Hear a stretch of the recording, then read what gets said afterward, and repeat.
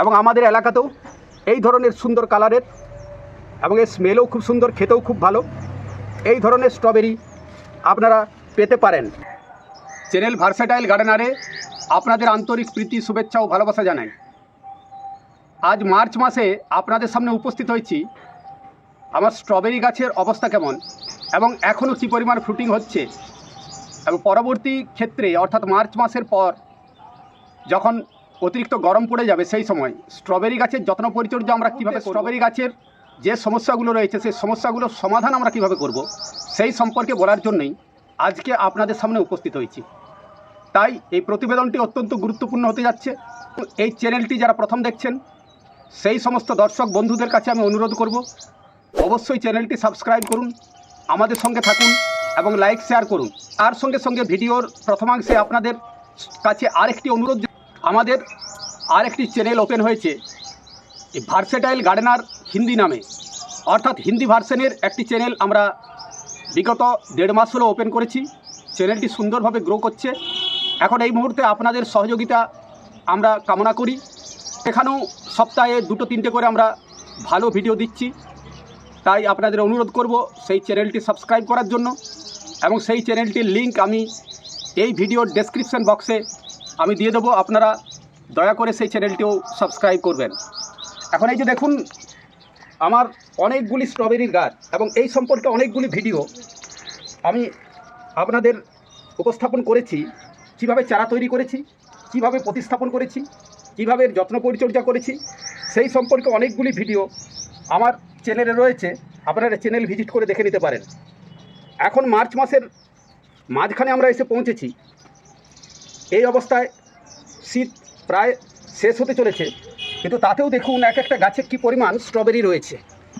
এই যে দেখুন স্ট্রবেরি পেকে আছে এবং এখনও কী পরিমাণ স্ট্রবেরি ধরে আছে আপনারা দেখুন। এই দিকে চারদিকে প্রচুর পরিমাণে স্ট্রবেরি এখনও ধরে আছে। কিছু স্ট্রবেরি আজ আমরা হারভেস্ট করেছি, সেটাও আপনাদের দেখাবো। এই যে দেখুন এই পরিমাণ স্ট্রবেরি আজকে আমরা হারভেস্ট করেছি, এবং 1-2 দিন ছাড়া ছাড়াই এই পরিমাণ স্ট্রবেরি এই গাছগুলো থেকে আমরা হারভেস্ট করি। আর শীত জুড়ে আমরা প্রচুর স্ট্রবেরি খেয়েছি। আমাদের আত্মীয় স্বজন, বন্ধুবান্ধব অনেককে আমরা উপহার দিয়েছি। বন্ধুগণ, আপনারাও আপনাদের ছাদ বাগানে এই ধরনের স্ট্রবেরি গাছের চাষ করতে পারেন।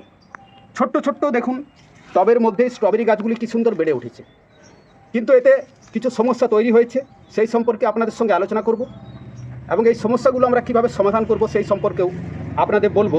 প্রখর রৌদ্রে আমরা এই স্ট্রবেরি গাছগুলোকে কীভাবে রক্ষা করব, এইভাবে আপনারাও এই স্ট্রবেরি চাষ করতে পারেন। তো এর চারা তৈরি হবে, আর শুভানুধ্যায়ী যারা থাকবেন তারা আমার কাছ থেকে চারা পাবেন, 1-2 করে সেভাবে পাবেন। কিন্তু যারা দূরে আছেন আমার পক্ষে সেটা একটুখানি জটিল তাদের কাছে চারাগুলো পৌঁছে দেওয়ার। তো চেষ্টা করব আগামী দিনে যদি কুরিয়ারের মাধ্যমে পৌঁছে দেওয়া যায় আপনাদের কাছে। এই যে ভ্যারাইটিগুলি রয়েছে এই ভ্যারাইটিগুলি কিন্তু আমাদের এই পরিবেশের সঙ্গে খুব ভালোভাবে খাপ খাইয়ে নিয়েছে, কারণ বিগত 4-5 বছর ধরে আমি স্ট্রবেরির চাষ করে আসছি। আগে মাটিতে করেছি, প্রচুর স্ট্রবেরি ফলিয়েছি। এখন আপনাদের দেখানোর জন্য, অর্থাৎ ছাদ বাগানি বন্ধুরা কীভাবে তাদের ছাদে এই স্ট্রবেরি গাছ লাগাতে পারেন, সেই জন্য আমি এই বছর থেকে টবে এই ধরনের ছোটো ছোটো টবেই স্ট্রবেরি গাছ লাগিয়ে এবং তার কীভাবে যত্ন পরিচর্যা সেই সম্পর্কে অনেকগুলি ভিডিও আমার চ্যানেলে আমি আপলোড করেছি। তো বন্ধুগণ, এই গাছে মার্চ মাস থেকে এপ্রিল মাস পর্যন্ত, অর্থাৎ মার্চ মাসের শেষ পর্যন্ত এই গাছে ফল আসবে। তারপর কিন্তু এই গাছে আর ফল আসবে না। কিন্তু রোদের তেজ যেহেতু বেড়ে গেছে, তাই আপনারা দেখতে পাবেন যে গাছে আমরা কিছু সানবার্নের প্রবলেম দেখতে পাচ্ছি। সানবার্ন মানে এই যে দেখুন পাতাগুলোর কিনারা বরাবর একটুখানি পুড়ে যাচ্ছে, তো তার সঙ্গে সঙ্গে কিছু ফাঙ্গাসের প্রবলেম রয়েছে। সেগুলো আমরা কিভাবে এই মুহূর্তে সমাধান করব। এবং এখানে দেখুন কিছু ফুল আসছে, তবে এই ফলগুলো আর আকারে বড় হবে না। এই ধরনের বড় আকারের ফল আমরা পাচ্ছিলাম, এরপর আর এ ধরনের বড় আকারের ফল আমরা আর পাবো না। ফলের আকার ছোট হয়ে যাবে এবং ফুলের পরিমাণও আস্তে আস্তে কমে যাবে। মার্চ মাসের শেষ, এপ্রিল মাসের প্রথম সপ্তাহ বা তারপর আর স্ট্রবেরি ফল আমরা গাছ থেকে আর পাবো না। কিন্তু তারপর আমাদের এই গাছগুলো থেকে আগামী সিজনের জন্য চারা তৈরি করতে হবে, সেইভাবে এই গাছগুলোকে আমাদের তৈরি করতে হবে। তার জন্য আমরা কী ধরনের যত্ন পরিচর্যা নেব সেই সম্পর্কে এখন আপনাদের বলি। এই যে এখানে যে শুকনো পাতাগুলো আছে, অর্থাৎ প্রতিটি টবকে, এর আগে তো মালচিং ছিল, আমি মালচিং সরিয়ে দিয়েছি, কারণ এই কাজটা আমাকে আজকেই করতে হবে। এই যে শুকনো পাতাগুলো যেগুলো রয়েছে এই পাতাগুলোকে আমাদের পরিষ্কার করে দিতে হবে এবং তবে যে সমস্ত আগাছা রয়েছে সেগুলোকে একটুখানি পরিষ্কার করে প্রয়োজন হলে একটা কাটার দিয়ে আপনারা এই যে পাতাগুলো আছে সেই পাতাগুলোকে গাছ থেকে আপনারা আলাদা করে নিতে পারেন। এবং দেখুন এক একটা গাছ থেকে কী পরিমাণ শুকনো পাতা পাওয়া যাচ্ছে রয়েছে, এগুলোকে আমাদের গাছ থেকে সম্পূর্ণভাবে সরিয়ে দিতে হবে। সমস্ত পাতাগুলো এখন শুকিয়ে যায়নি, কিন্তু তাদের কিনারা পুড়ে গেছে, সেই পাতাগুলো আমরা এইভাবে সরিয়ে দেব। এইভাবে আমাদের প্রতিটি গাছের যে শুকনো পাতা আছে সেই পাতাগুলোকে পরিষ্কার করে গাছগুলোকে একদম পরিষ্কার করে দিতে হবে। এবং এই অবস্থায় আপনারা এই গাছগুলোকে তীব্র সূর্যালোকে রাখবেন না, একটুখানি ছায়াযুক্ত জায়গাতে, যেখানে 3-4 ঘন্টা সূর্যের আলো পড়ে সেরকম জায়গায় এরকম কোনো বড় গাছের সাইডে আপনারা রাখতে পারেন। আর যদি আপনারা গ্রিন শেড করতে পারেন অবশ্যই ভালো। আমি পরবর্তী সময় এখানে একটা গ্রিন শেড করে দেবো, শেড নেট দিয়ে। সেটা যদি আপনারা করতে পারেন সবচাইতে ভালো, তাহলে এই গাছগুলো খুব ভালো থাকবে। এবং এই মুহূর্তে এই গাছের যে ছত্রাকেরও কিছু প্রবলেম আমরা দেখতে পাচ্ছি, সমস্যা রয়েছে, তাই আমাদের ছত্রাকনাশক স্প্রে করতে হবে। এবং কিছু কিছু ফলে আমি আরেকটা সমস্যা দেখতে পাচ্ছি, সেটা হলো বোরনের অভাব। যদিও বোরন আমি অনেকবারই স্প্রে করেছি, কিন্তু আমাদের মাটিতে এমনিতেই বোরনের কিছুটা অভাব থাকে, তাই কিছু কিছু ফলে আমরা সেই লক্ষণ দেখতে পেয়েছি। এই যে আপনারা দেখুন, আপনাদের দেখাই বন্ধুগণ, আপনারা দেখুন, যদি স্ট্রবেরি ফল এরকম আকৃতির হয়ে থাকে, এখানে দেখুন ফলের আকৃতি ঠিকঠাক নেই, এটা বুঝে নিতে হবে যে বোরনের অভাব। তাই বোরনেরও অভাব রয়েছে। এই মুহূর্তে আমরা এই বোরনের অভাব দূর করার জন্য বোরন স্প্রে করব। হয়তো এখন আমরা গাছ থেকে আর সেভাবে ফল পাবো না, কিন্তু গাছগুলোকে ঠিক রাখার জন্য আগামী দিনে ফল সেট হওয়া থেকেও বোরনের আরও বেশ কিছু কাজ রয়েছে, যে কাজগুলো এই মুহূর্তে প্রয়োজন। বন্ধুগণ, এই কাজগুলো আমরা করব। এখন কী ধরনের ছত্রাকনাশক আমরা এখানে ব্যবহার করব আর কোন কোন বস্তু এখানে যুক্ত করব ছত্রাকনাশকের সঙ্গে, সেই সম্পর্কে আপনাদের সঙ্গে এখন আলোচনা করব। এইভাবে আপনারা শুকনো পাতাগুলো গাছ থেকে পরিষ্কার করে গাছকে ফাঁকা করে দেবেন, যাতে এর মধ্যে পর্যাপ্ত পরিমাণে সূর্যের আলো এবং বাতাস ঢুকতে পারে। এরপর আপনারা ছত্রাকনাশক স্প্রে করবেন। এই মুহূর্তে যে ছত্রাকনাশক আপনারা ব্যবহার করতে পারেন, অত্যন্ত পরিচিত ছত্রাকনাশক, এবং আপনারা আপনাদের ছাদ বাগানে প্রচুর ব্যবহার করেন, সাব ফাঙ্গিসাইড। এটা মোটামুটি 1.5 গ্রাম প্রতি লিটার জলে গুলে আপনারা স্প্রে করবেন। এবং এর সঙ্গে আর কি কি মেশাবেন, যেমন আমি বললাম যে এতে বোরনের অভাব রয়েছে, তার সঙ্গে সঙ্গে কিছু মাইক্রোনিউট্রিয়েন্ট এই সময় আমরা স্প্রে করব। এবং এর সঙ্গে আপনারা আরেকটা কথা বলি, যদি সাব ফাঙ্গিসাইড আপনাদের না থাকে সেক্ষেত্রে আপনারা স্প্রিন্ট ব্যবহার করতে পারেন, অ্যান্ট্রাকল ব্যবহার করতে পারেন, তার সঙ্গে ব্যবহার করবেন বোরন।